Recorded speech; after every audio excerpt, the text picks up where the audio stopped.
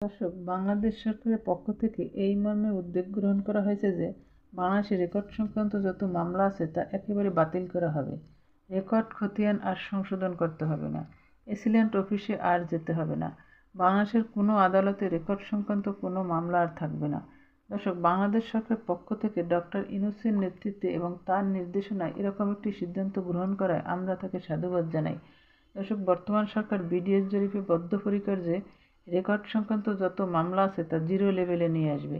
এজন্য বাংলাদেশ সরকারের পক্ষ থেকে স্টেপ নেওয়া হয়েছে যে এখন থেকে রেকর্ড যে অঞ্চলে হবে তা হবে সম্পূর্ণ ডিজিটাল পদ্ধতিতে এবং এখানে স্যাটেলাইট হেল্প নেওয়া হবে, ফ্রম আরটিকে পদ্ধতি ইউজ করা হবে, টোটাল স্টেশন ব্যবহার করা হবে ও রেফারেন্সিং এবং যত সব ডিজিটাল ডিভাইসগুলো আছে সকল ডিজিটাল ডিভাইস ইমপ্লিমেন্ট করার মাধ্যমে এই জরিপটি ডিজিটাল পদ্ধতিতে পরিচালনা করা হবে এবং জমির মালিকের নামে যখন জমি রেকর্ডভুক্ত করা হবে তখন অবশ্যই তথ্য যাচাই বাছাই করে সঠিকভাবে সঠিক ব্যক্তির নামে রেকর্ডের নাম অন্তর্ভুক্ত করা হবে।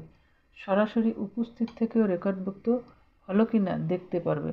কোনো প্রকার কেউ জালিয়াতি করলে সাথে সাথে জবাবদিহিতার আওতায় আনা হবে। তাই সরাসরি নিজের দায়িত্বে দাঁড়িয়ে রেকর্ড সংশোধন করে নিতে পারবে। তবে ইতিমধ্যে যাদের রেকর্ড সংক্রান্ত ভুল হয়েছে তারা কী করবে?